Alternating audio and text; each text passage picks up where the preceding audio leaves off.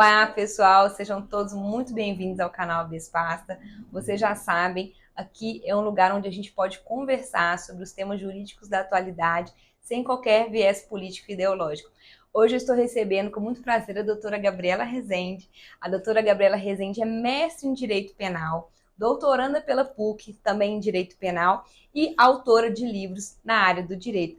Doutora Gabriela, é um prazer enorme receber você aqui no nosso programa, viu? Eu que agradeço pelo convite, muito especial. Para mim é uma oportunidade muito grande estar aqui nessa noite de hoje, comemorando com você também, né, confraternizando e fazendo uma exposição de conteúdo técnico jurídico de uma forma que foge das amarras do direito que a gente está acostumado no dia a dia, que é mais formal, né? Da formalidade. Exatamente. Muito obrigada pelo convite e te parabenizo também pela iniciativa. Muito obrigada, doutora Gabriela.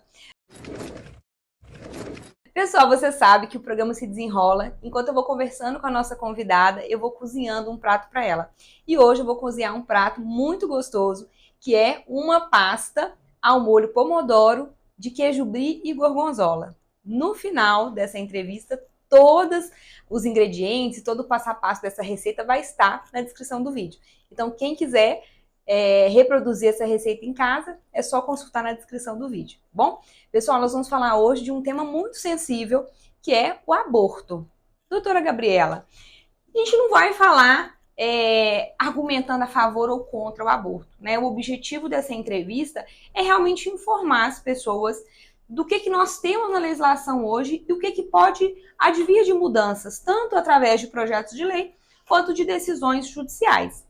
Então, assim, para a gente colocar bem para as pessoas que estão nos assistindo, quais são as hipóteses de aborto permitida e negada no ordenamento jurídico atual? Perfeito. Rayane, antes de dar início à exposição, acho que é pertinente trazer as hipóteses criminalizadas, igual você falou, e posteriormente a gente adentra, então, no tema de quais as hipóteses admitidas pelo ordenamento jurídico brasileiro. No que concerne às hipóteses criminalizadas, a gente tem no artigo 124 do Código Penal a previsão do autoaborto. O que seria o autoaborto? É aquele que é praticado pela gestante, com as suas próprias mãos, ou com o consentimento dela. E depois a gente tem no artigo 126 a criminalização do aborto na modalidade com consentimento da gestante, mas praticado por um terceiro.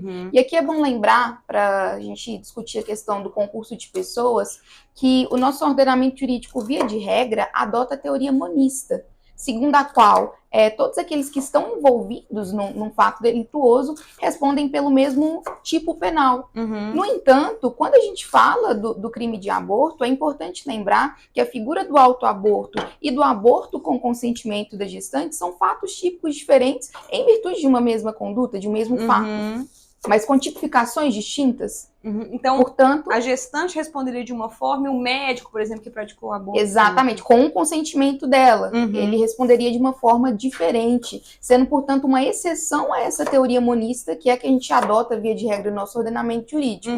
Existem outras exceções, como a cooperação dolosamente distinta e também os crimes de corrupção passiva e ativa, e o aborto se inclui nessa exceção à teoria monista, configurando aqui uma hipótese da teoria pluralista, segundo a qual cada uma das pessoas que participa dessa conduta delituosa incorreria em tipos penais distintos. E no artigo 125 do Código Penal, a gente tem a previsão do aborto sem o consentimento da gestante. Que aí a gente tem outro fato típico ainda, né, distinto desses outros que eu mencionei anteriormente. Retomando aqui a questão do aborto com consentimento da gestante, é importante frisar que tem um parágrafo dentro do artigo 126 que traz pra gente que o consentimento não é admitido nos casos, por exemplo, em que há algum tipo de violência ou coação para que a pessoa consinta, né, que haja a interrupção da gravidez, ou ainda nos casos de alguma debilidade mental ou de menoridade, assim, a idade abaixo de 14 anos de idade, não teria esse livre consentimento para a interrupção da gravidez. Portanto, aquela pessoa que interrompe a gravidez, ainda que com consentimento por parte de uma menor de 14 anos, por exemplo, incorreria nas sanções do artigo 125 e não do 126, que trata do aborto com consentimento da gestante, porque esse consentimento não é considerado válido. E é um pouco mais grave, imagina. Exatamente, é um pouco mais grave, a penalidade é um pouco mais dura do que dos outros tipos penais que eu mencionei anteriormente. Entendi, porque são realmente situações diferentes. Uma a gestante tem condições de manifestar a vontade, ela manifesta querendo fazer o aborto. É ilegal, mas é uma conduta. Exatamente. Outra conduta seria uma pessoa que não tem condição de manifestar a vontade e alguém faz esse aborto. Então, essa pessoa que fez esse aborto vai incorrer numa outra conduta. Perfeito, até mesmo em razão do princípio da proporcionalidade. A pena tem que ser proporcional à gravidade daquele ilícito praticado. Por isso que há essa distinção. E no artigo 127, a gente tem ainda a figura qualificada do aborto, que diz que a pena será mais dura nos casos em que daquela ação resultar ou uma lesão corporal grave da gestante, ou resultado morte. Só que aqui, essa qualificadora, ela se aplica às previsões do aborto com consentimento da gestante ou sem o consentimento da gestante, mas não sobre o autoaborto. Por óbvio, não seria viável qualificar o delito do autoaborto quando o resultado é o falecimento da gestante, porque ela não há como penalizá-la. Mas ainda quando há uma lesão corporal de natureza grave, como o sofrimento é da própria gestante, não haveria possibilidade de aplicar essa qualificadora em virtude do princípio da não criminalização da autolesão, que decorre da lesividade dentro do nosso direito penal. Então seria, por exemplo, no caso do falecimento, não tem dúvida, mas no caso de uma lesão, ela ficar, por exemplo, infértil. Ou ela perdeu o útero, por exemplo. Sim. Então, como ela ficou muito mais debilitada, ela teve uma sanção muito mais grave, eu digo assim, uma sanção corpórea, né? Não, sim, não ela já teve uma consequência, né? Exatamente. Ela teve uma consequência tão gravosa em decorrência dessa conduta que ela praticou, que não há por que, né, penalizá-la mais gravemente ainda. Diferente, por exemplo, do médico que tenha feito essa interrupção, que será mais duramente punido em virtude dessa qualificadora do artigo 127. Sim, até porque nesse caso ele vai ter cometido uma lesão tanto contra o feto quanto contra a mãe, né, a gestante. Exatamente. Perfeito, doutora Gabriela. Então, assim, entrando nas hipóteses de aborto que a legislação permite. Sim. Quais são elas? Dentro do artigo 128 do Código Penal, então a gente tem o 124, 25, 26, 27 com aborto qualificado e, por fim, o 128 que traz essas excludentes de licitude que permitem que nosso ordenamento seja praticado o aborto. No inciso 1º, a gente tem, salvo engano é no inciso 1º mesmo, mas a gente tem a hipótese do aborto necessário, que seria aquele em que há a interrupção da gravidez para salvar a vida da gestante. Se ela está em risco de falecer, né, se ela está correndo um risco de falecer durante a gravidez, é permitido que se interrompa essa gestação sem que haja uma sanção penal prevista para tanto. Numa gravidez de risco para a mãe, né? Exatamente. Portanto, a conduta continua sendo típica, mas não é mais ilícita. Entendi. Ela é permitida por parte da gestante e também daquele que interrompe ela, né? Que pode ser um médico. E depois a gente tem também a figura do aborto nos casos de crime de estupro. Então, se daquele crime de estupro resulta uma gravidez, é permitido à gestante, caso ela queira, não é obrigatório, que interrompa a gravidez. Exatamente. E é engraçado, fugindo um pouco do tema, mas acho que dentro desse tema é importante a gente explicar que há uma diferença de estupros, né? Porque as pessoas têm uma visão de que estupro é sempre aquele que tem uma violência, uma pessoa que foi pega na rua e etc. Mas tem um que está dando muita polêmica quando a gente fala de aborto, que é o estupro de vulnerável. Eu sei que não é o tema de hoje, mas você pode explicar só um pouquinho essa questão do estupro de vulnerável para o pessoal entender? Acaba tendo relação, sim. O estupro de vulnerável, ele ocorre quando há uma conjunção carnal com menores de 14 anos. E o entendimento do Superior Tribunal de Justiça caminha no sentido de que não é suficiente que haja um consentimento por parte desse menor de 14 anos para que a conduta não seja considerada típica, por exemplo, ou não seja punida. Então, ele caminha nesse sentido que ainda que o menor consinta para que ocorra aquela relação sexual, ela é plenamente punível. No entanto, salvo engano, foi em agosto desse ano, o STJ mudou o entendimento dele, assim, não mudou completamente, mas teve uma decisão. Exatamente, teve uma decisão que eles chamam de distinguish, né, para poder diferenciar. Em um caso muito específico, em que a idade entre a vítima e o autor era muito curta, a diferença de idade entre os dois. e eles também tinham um relacionamento mais estável, a família tinha conhecimento da relação deles. Eu acho que eu vi esse caso, eles namoravam, a família consentia o relacionamento que eles tinham, acho que ela tinha 13 anos, exatamente. Eu não lembro, não sei se é 20. Eu acho que é 20. Eles namoravam, a família tinha permitido e aí entendeu-se que nesse caso específico não seria estupro de vulnerável. Exato, eles afastaram a hipótese do estupro de vulnerável nesse caso específico. E teve também um caso específico aqui em Belo Horizonte de uma menina que foi estuprada dentro dessa hipótese também de estupro de vulnerável, que ela estava bêbada. Você lembra? Teve até uma implicação para um Uber também. Ah, lembro, porque ele tinha deixado ela na porta. Isso. Sim, também é uma se aplica a hipótese de estupro vulnerável, porque a pessoa não tem consciência nenhuma. Não tem condição de manifestar a vontade. Exatamente. Mesmo sendo maior de idade, não tem condição de manifestar a vontade. Perfeito, exato. Ou alguém que tem alguma doença mental, por exemplo, que também tem mais de 18 anos, mas ela não tem essa capacidade de manifestar a vontade. Da mesma forma que ela não pode consentir para o aborto. Sim. Naquela hipótese que eu falei do aborto com consentimento da gestante, ela não tem essa capacidade de consentir. Sim. Mas não fugindo, não assim, abrangendo muito tempo, mas só para a gente também não deixar de falar, recentemente, já tem alguns anos, com o Estatuto do Deficiente, isso também deu uma mudada, porque o deficiente, a princípio, ele tem capacidade plena para todas as coisas. Então, assim, a gente tem que analisar muito no caso a caso, né? Se esse deficiente tem ou não condições de consentir para a prática do ato sexual, porque às vezes tem, né? A gente tem, por exemplo, pessoas que se casam, né, com alguma deficiência mental e etc. Exato. Ótimo. É um tema muito sensível esse do estupro de vulnerável, porque, igual você falou, tem que ser analisado caso a caso. Uhum.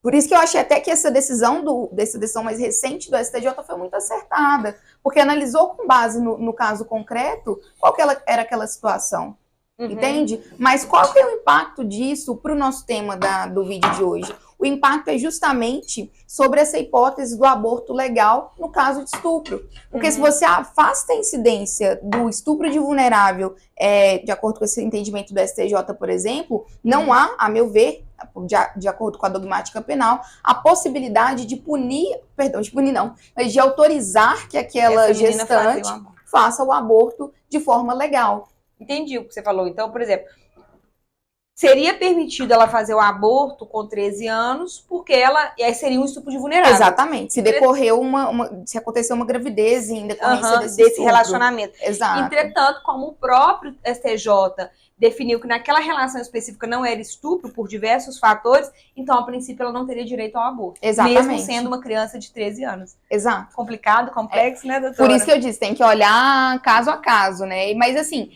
como é uma decisão muito recente, ainda não existem artigos sobre... Implicações, talvez não tenha nem implicações práticas ainda, é muito incipiente. Eu acho que a gente vai ver melhor o posicionamento dos tribunais daqui para frente.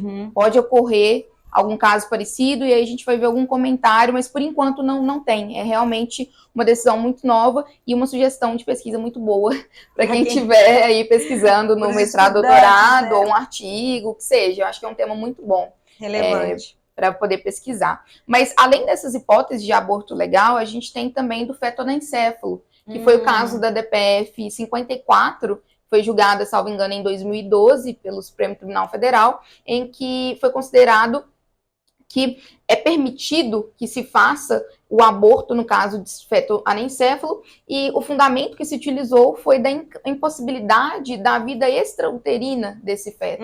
Além de outros argumentos que tem ao longo dessa ADPF, mas o principal mesmo é essa inviabilidade mesmo da vida extrauterina. Então, a gente, por meio do próprio Supremo Tribunal Federal, a gente teve uma outra hipótese de aborto legal que não está especificamente sendo tratada no nosso Código Penal. Entendi. Se você for ler, por exemplo, o Código Penal, não existe essa não vai ter lá. Mas o STF permitiu.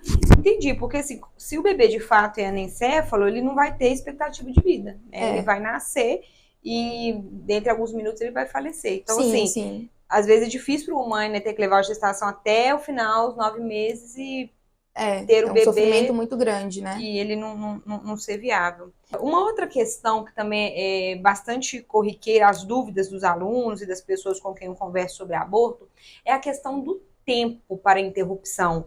O Brasil tem essa previsão legal nas hipóteses em que se permite aborto. Existe uma limitação para você poder fazer essa prática de aborto?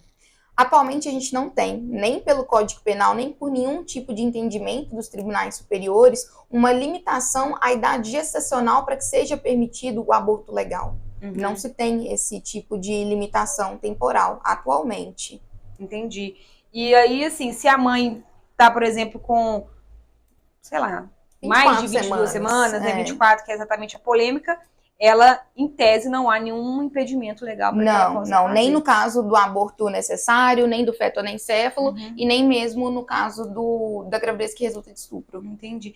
E no direito comparado, assim, em outros países, existem essas limitações? É uma regra, é uma exceção? Quando eu fiz a minha pesquisa sobre o direito comparado, especificamente, não tem um consenso, né? Cada país adota de uma forma. Mas o que eu observei foi que a maioria dos países colocam, sim, uma limitação temporal de um prazo de 90 dias a 28 semanas, no que concerne ao aborto que é permitido por esse país, única e exclusivamente com base na vontade da gestante. Entendi. Então, há, sim, uma limitação temporal nesses prazos que eu mencionei, só que, assim, no entanto, no que diz respeito a essa hipótese de aborto em que a gestante quer praticar por vontade dela e o Estado permite, o que não é o caso do Brasil, né? Que a gente não tem essa permissão, como eu disse anteriormente, tem a figura do autoaborto no artigo 124 do Código Penal. Porém, esses mesmos países que eu mencionei, eles não colocam, via de regra, uma limitação à idade gestacional no que concerne às hipóteses de aborto que são permitidas em decorrência, por exemplo, do risco de vida da gestante ou do estupro. Então, há sim uma limitação, mas para os casos em que permitem que a gestante pratique o autoaborto. Ah, legal. E aí, dentro dessa pergunta do prazo, houve uma resolução feita pelo Conselho Conselho Federal de Medicina, que é a Resolução 2378 de 2024.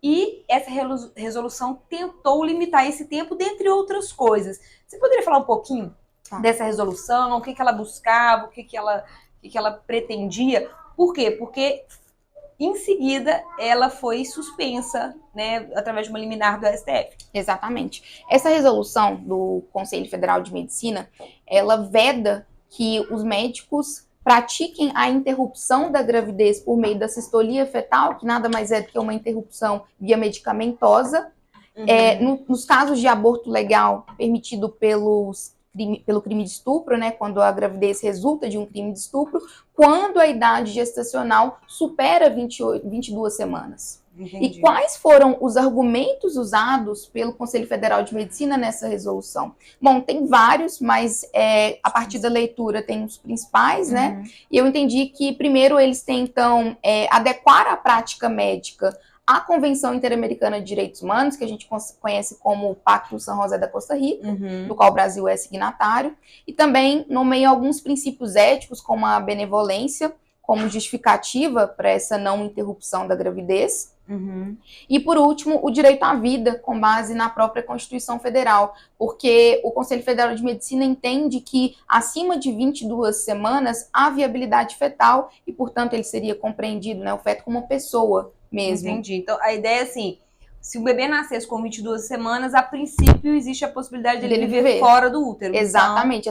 Justamente a possibilidade de vida extrauterina que não foi considerada no caso dos fetos anencéfalos, que deu origem a um aborto legal, no caso de anencefalia. Entendi.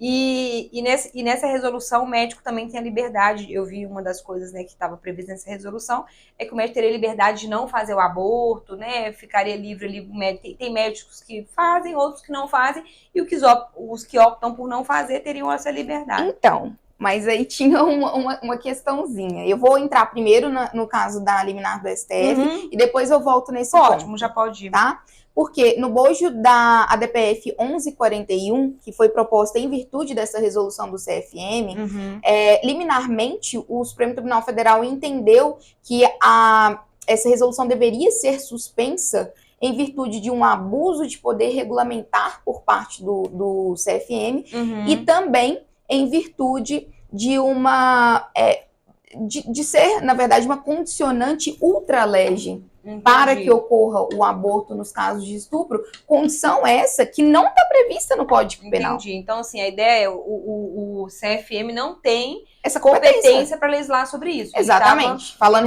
resumidamente, é isso. Ele coloca uma condicionante ao aborto legal que não está previsto no nosso ordenamento jurídico através do Código Penal. Ou ainda por alguma decisão de tribunal superior, não tem essa condicionante, e ele acabou colocando por conta própria, sendo que... É como se ele estivesse legislando, Exatamente, como se ele estivesse legislando, e ele não faz parte do nosso poder legislativo. Entendi. Então, primeiro teve essa liminar, e depois ela teve que ser complementada. Por quê?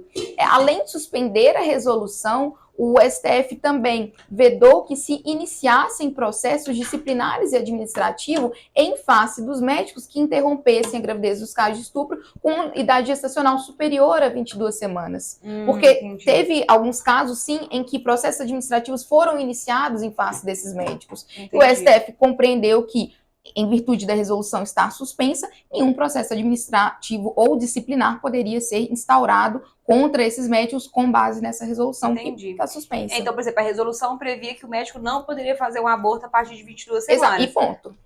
Ok. E aí alguns médicos fizeram, mesmo com essa resolução. Mas, como o STF posteriormente suspendeu essa resolução, não faz sentido eles continuarem respondendo administrativamente. Exato. E nem outros médicos podem responder. A partir dessa decisão... Exatamente, porque está suspensa. Mais tranquila ainda, né? Mas nesse interregno entre a resolução e a decisão também encerra-se esses processos administrativos. Exatamente, foi nesse sentido a liminar que foi complementada, né, posteriormente pelo Supremo Tribunal Federal. Ótimo.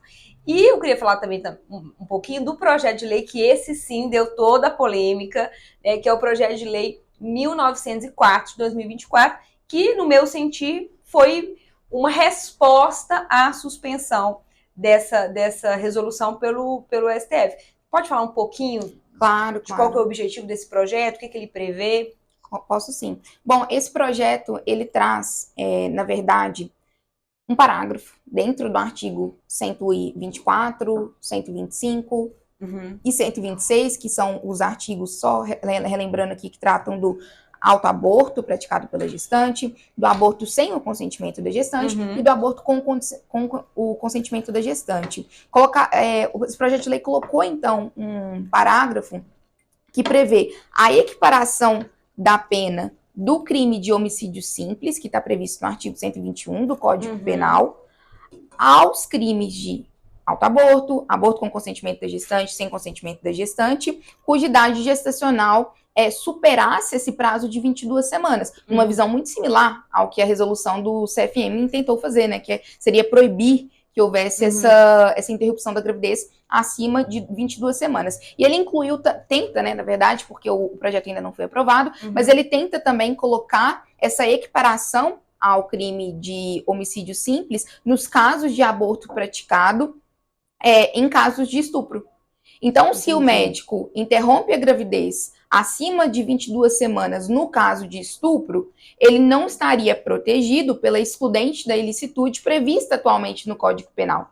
Ele incorreria, portanto, em qual modalidade típica? Ele incorreria no aborto com consentimento da gestante, que seria, no caso, no caput do artigo. No entanto, como ele coloca esse parágrafo logo em seguida, dentro do artigo que diz respeito ao aborto com consentimento da gestante, trazendo essa equiparação com a pena do homicídio simples, então o médico também responderia por essa mesma pena, que é muito mais gravosa do que a pena que a gente tem para as modalidades de aborto mesmo. Entendi. Então, essa seria uma grande mudança no ordenamento jurídico caso seja aprovado. Porque o que a gente tem hoje se uma gestante que engravidou através de um estupro, ela teria direito ao aborto, independentemente da semana. Sim. Entretanto, se essa lei entrar em vigor, ela só vai poder fazer o aborto até as 22 semanas. Exatamente. E o objetivo é proteger o embrião, que, em tese, a partir de 22 semanas, ele já tem viabilidade fora do útero. Sim, então, equiparou-se ao homicídio. A ideia é essa, equiparar ao homicídio, porque um feto, a partir de 22 semanas, ele já, em tese, tem condições de viver, né, fora do útero, então seria a mesma coisa de matar um bebê que acabou de nascer. Sim, né? A visão de quem fez esse projeto de lei, sim. A ideia era essa, né? Exatamente. Poderia ter simplesmente acrescentado numa modalidade de estupro, do aborto de estupro, a limitação do tempo, né? Não precisava equiparar ao ao crime de homicídio, né? Mas é porque... Eu acho que a grande repercussão foi exatamente essa equiparação. O que a doutora pensa? Mas quando eles... assim, não é o meu pensamento pessoal, né? Mas de uma análise técnica assim, desse projeto de lei, qual foi o intuito do legislador? Ele fez uma análise sistemática na exposição de motivos, tem essa complementação, ele faz uma análise sistemática da Constituição Federal e entende, a partir da Constituição e do Código Penal, que esse feto seria sim considerado uma pessoa a partir das 22 semanas. Entendi. Que é uma discussão que a gente tem que perdurar aqui, ó, há anos. Não se tem um consenso, por exemplo, se o crime de autoaborto, se o bem jurídico protegido seria de fato o feto, ou seria, por exemplo, sei lá, ordem pública, sociedade, enfim, outros tipos de bens jurídicos, algum bem jurídico coletivo. Não há nenhum consenso sobre isso. Alguns doutrinadores defendem que sim, outros que não. Mas esse legislador que elaborou esse projeto de lei, ele entende que há sim uma proteção constitucional e mesmo por parte do Código Penal desse feto. E qual que é a justificativa dele? Se não considerasse esse feto como pessoa, não teria razão para o legislador, no bojo do Código Penal, criminalizar o autoaborto, porque ele é praticado pela própria gestante, então não é para proteção dela, ou o aborto com consentimento da gestante, porque, novamente, ela deixou que acontecesse. Então, ela não é o bem jurídico que está sendo protegido, não é a vida dela. Então, por esse argumento, a legislação protege a vida do feto. Exatamente. Esse projeto de lei protege a vida do feto e compreende que a nossa legislação, seja constitucional ou infraconstitucional, também protege a vida do feto a partir desse tempo aí, desse marco temporal de 22 semanas. E o legislador ainda desse projeto de lei considera que a época em que o Código Penal foi promulgado, o intuito do legislador não era de que a interrupção da gravidez nas hipóteses de aborto legal fosse tão para frente, que não fosse tão extensa. O intuito dele seria, na verdade, que fosse bem no início. É o argumento que eles utilizam nesse projeto de lei. E uma outra questão dentro desse projeto que me chamou muita atenção, que é uma peculiaridade, assim, uma questão mais interessante do ponto de vista jurídico, é que dentro do autoaborto do artigo 124, adiciona-se um parágrafo que prevê a hipótese de perdão judicial, que é algo que a gente normalmente tem dentro do crime de homicídio culposo, por exemplo. Sim. Então, assim, a princípio, a mãe, em muitos dos casos, não responderia. Porque ela não responderia ou teria a pena mitigada. Caso aquela conduta gerasse tamanho sofrimento para essa mãe, não haveria por que o juiz aplicar a pena ou ele poderia mitigá-la. É uma hipótese de perdão judicial. Só que, como que me chama a atenção? Porque normalmente a gente aplica o perdão judicial aos crimes culposos, tipo homicídio culposo, que eu te falei. Porque, só para lembrar aqui, para quem está assistindo o vídeo pra gente, é muito comum que, por exemplo, se um pai ou uma mãe está levando uma criança para creche e esquece a criança no carro e ela falece, é muito comum que se aplique a hipótese de perdão judicial. Mas é uma modalidade culposa. Só que o autoaborto, ele é doloso. Então, o que me chamou a atenção foi isso, essa hipótese de perdão judicial num crime que é doloso. Em que a pessoa tem aquela intenção de praticar o autoaborto. E curioso. E uma outra questão também que surgiu e que eu acho que vale a pena esclarecer é o seguinte, muito do argumento contra essa lei era no sentido de que prejudicaria as crianças, né, em idade bem tenra, que engravidasse através de um estupro. Porque, às vezes, a família realmente demora a descobrir que a pessoa está grávida, né? Que a criança está grávida. Mas, assim, essa criança jamais seria penalizada até por conta da idade. Não é isso? Poderia haver uma penalização para o médico que fez o aborto dessa criança, ou eventualmente para o responsável que acompanhou para a criança de forma nenhuma. Sim, teria que ver no caso concreto, né, como eles analisariam, mas a questão que eu tenho, justamente com essa limitação temporal, é uma questão de âmbito de dever ser e ser, como que é a prática e como que é a teoria.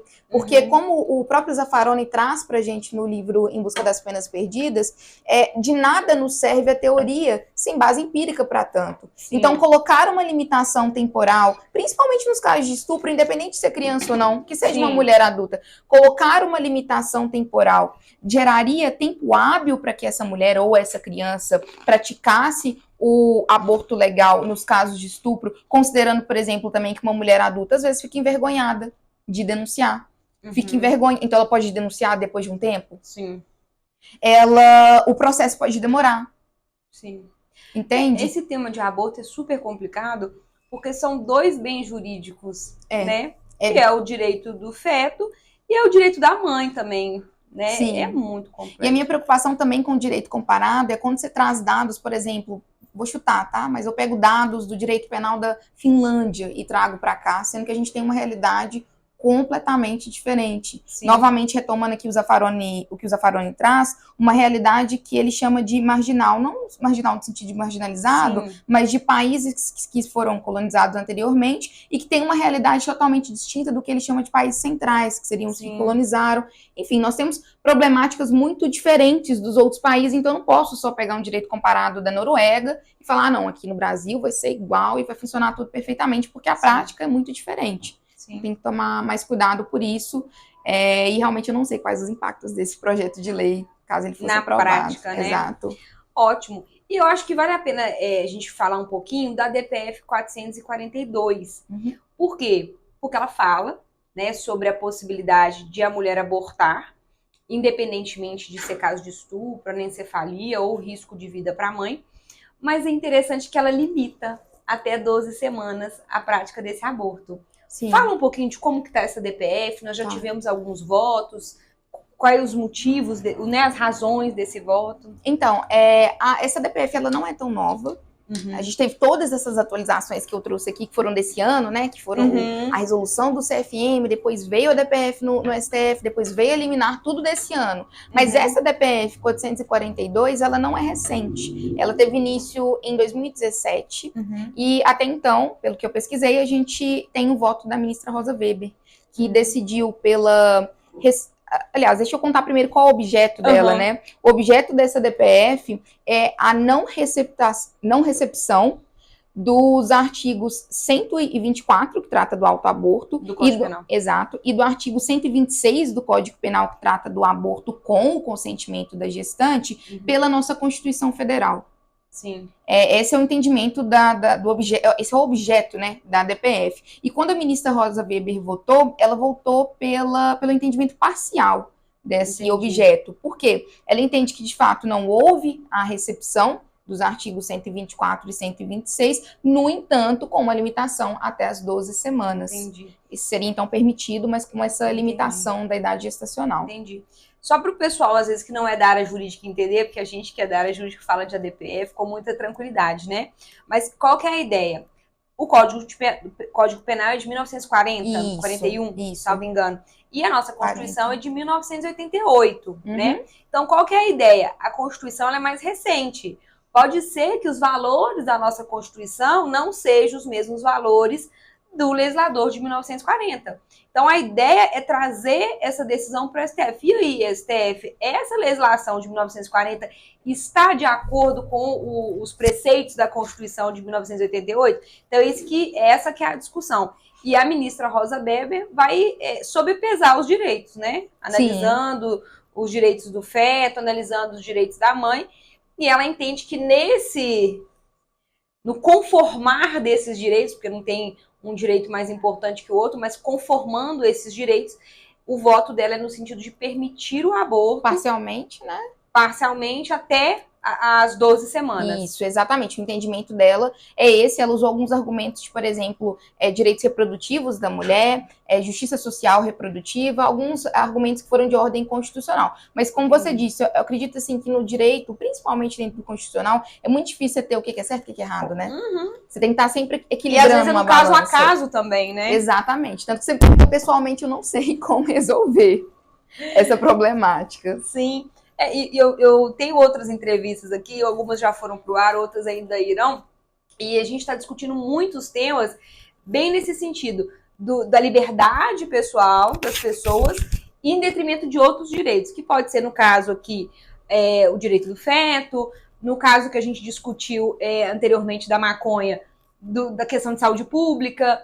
A gente vai discutir a questão do testemunho de Jeová, que é o direito dele de não querer o tratamento. Então, a gente tem toda essa com muita frequência essa discussão, né? Entre qual é o direito individual, né? A liberdade da pessoa e outros direitos. Sim, Não é sim, isso? é muito complicado, né? São temas muito delicados e eu imagino também o peso que fica nos ministros para decidir esse tipo de tema tão delicado para a gente, socialmente falando. Mas resumindo, então, de tudo que a gente conversou, doutora Gabriela, não houve nenhuma modificação Por hora, não. né? Porque muita gente achou que esse projeto de lei apresentado esse ano, o 1904, que ele havia sido aprovado. Mas, na verdade, o que aconteceu foi simplesmente que aprovaram a urgência desse projeto. Né? Então, para quem não entende o trâmite do processo legislativo, o trâmite normal, ele é um pouco mais longo, porque o processo passa pelas comissões, vai para plenário e etc e tal. Com essa aprovação que aconteceu, não é a aprovação do projeto, é a aprovação da urgência, ou seja, aprovar uma tramitação mais célere para esse projeto. Mas, como esse projeto ainda não foi aprovado, o trâmite não se encerrou, nós não temos nenhuma mudança. Por quê? Não. Porque a resolução do CFM foi suspensa pelo STF. Esse projeto de lei ele ainda está em trâmite, ele não foi aprovado, o que foi aprovado foi a urgência, e a DPF, que tem o voto da ministra Rosa Weber, ainda não foi julgado pelos outros ministros. Então, a gente ainda tem que aguardar os votos dos outros ministros e não tem prazo ainda, não tem a data do julgamento ainda designada. Não. E só ela votou, então a gente ainda precisa de aguardar que os outros ministros se posicionem também. Que se pauta. E me parece que ela se despediu do STF com esse caso, né? Ela pautou e apresentou o voto dela como uma despedida do STF. Sim. Então a gente teve, assim, muitas atualizações e ao mesmo tempo nenhuma. Muita conversa, muita discussão, muita polêmica. Muita coisa nova, mas não aprovada, assim, né? Que mudasse de fato a nossa vida. Até então nós permanecemos na situação que nós já estávamos. Exato. Ou seja, nós temos 3 hipóteses de aborto permitida, que é o caso do risco para gestante, do bebê anencéfalo e do estupro, né? Sem limite. Sem limite de tempo, perfeito. E aí as mudanças que podem advir seria essa limitação até 22 semanas ou a aprovação em qualquer caso com a limitação de 12 semanas, caso a DPF seja julgada procedente. Exatamente. É isso. Pessoal, infelizmente o nosso papo aqui com a doutora Gabriela acabou. Eu vou finalizar o prato para ela e a gente já vai encerrar. Doutora Gabriela, eu peço que dê uma olhada para as câmeras, deixe os seus recados, se você quiser deixar as suas redes sociais, onde o pessoal pode te acompanhar, te seguir, fica à vontade. Tá bom. Raiane, só frisando de novo, tá? Muito obrigada pelo convite, eu fiquei muito feliz. Eu nem vi o tempo passar, nem vi que você estava terminando de cozinhar, nem vi nada. Então, muito obrigada mesmo e parabéns de novo pela iniciativa, que realmente é muito interessante. Eu vi os vídeos em casa e achei isso o máximo. Obrigada. O meu Instagram é Gabriela E. Rezende, com S. É o E mudo mesmo, mas acredito que você vai colocar no vídeo, né? E no LinkedIn também, meu nome é a mesma coisa. No Lattes, que é caso alguém queira procurar alguns dos artigos que eu já produzi, também é o mesmo nome. Então é isso, só agradecer mesmo pela oportunidade, eu fiquei muito feliz. Pessoal, então nós já vamos encerrar. Se você gostou desse conteúdo, se você tem gostado dos episódios que a gente tem postado, continue nos acompanhando, curta, compartilha, segue o nosso canal e toda semana, todo sábado tem um episódio novo. Agradeço muito a sua audiência e espero você numa outra oportunidade. Tchau, tchau!